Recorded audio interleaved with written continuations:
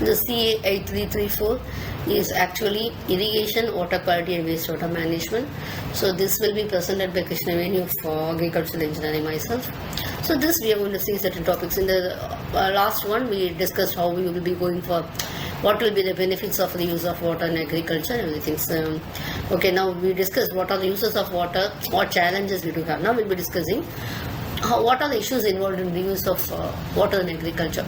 So actually, we have the application of treated or untreated wastewater for irrigation and other agricultural practices.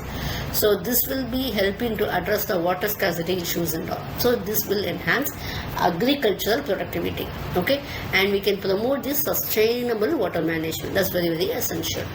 Okay.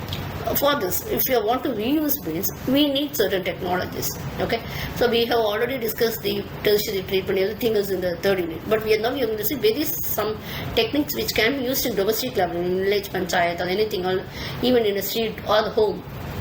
Okay, first one is one or two will be important I have given, which are very, very important, so that you can get a clean water. Okay, so slow sand filters, actually this are used, it's actually a water treatment method. This is a very, very oldest method. From 1800 people have been using this. We have a bit, okay, it has a bit of sand, and this filters, what happens, it allows the water to pass through this at a very slow rate. Okay, so what happens is you will have the impurities will be removed and the pathogens, the microorganisms, everything will be removed from the water. At the end you will get a clean water. What we need? Preparation.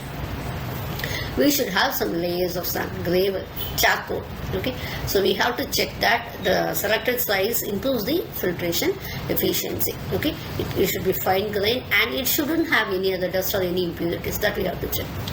Next is the inlet. So the contaminated water will be entering the filter from the top and it will be percolating very slowly. Very important is the passing rate. It should be very slow. Okay, it should be less than 0.4 meters per hour. Now when it is passing, filtration occurs. Okay, the substance particles or bacteria, they will be physical. This is a physical process. It's not a chemical process, it is a physical process. The sand matrix, small biological matters and everything else will be caught. Okay, and you can have some predation or absorption. Other mechanisms can be included if needed. Okay, you can add some observance and all, so that it is what happens, this process becomes more efficient. After certain nearly one day or 2-3 days of passing, there's some particles will be accumulated on the surface and all. Okay, so it has to be removed. Otherwise, this process we call it as we have certain process. Most impurities has to be scrapped off. This process we call it as a racking. If this is maintained only, the filter efficiency will be high. Okay, so this we have to do. Some prolonged period of time, what happens, impurities are present means they cannot the impure particles will not be sticking onto the sand particles and all. Next one we are going to see is constructed wetland. This is similar to a naturally constructed wetland as we are having. So we have aquatic plants and all. Okay, we have a filter bed and all. As we are doing in a natural process, we are trying to imitate it. Okay, it can be a secondary or the tertiary water treatment process. So different designs will be existing, which will be required in this land, but more energy for operations like pumping and siphoning with horizontal wetlands, etc. Okay, so it will be depending on gravity and also topography. So this general concept is that plants, microorganisms and substrate, they will be acting as a filter and also the purification systems. Okay, so it will be allowing for sedimentation of solids and all.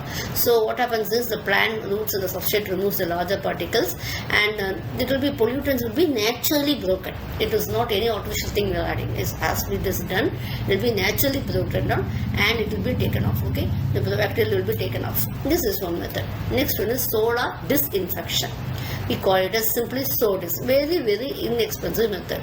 Okay, this method is to destroy the harmful pathogens, etc. This is normally done in village areas and all. What we do is actually we will taking in water in cans and some bottles and all, which should be visible, and we are placing in the solar light. Okay, for prolonged period that we have for 6 hours per day, we have to give for 14 days. Like this we will have, and this is a simple method. Next one is solar oxidation, mode of oxidation. This is actually an additional method. Okay, in this we are combining a chemical oxidation process also, because arsenic cannot be removed. Pathogens and bacteria will be died in the sodas, but we are using a chemical oxidation process also by remove, so that arsenic is removed and all. Next we have is an oxidation ditch. Okay, this is normally used in municipal and also industrial. It's a variation of activated sludge process. The main aim is to promote the biological oxidation of organic matter. So due to this, it will be organic matter will break down, and unnecessary nutrients also will be removed. Okay, thank you.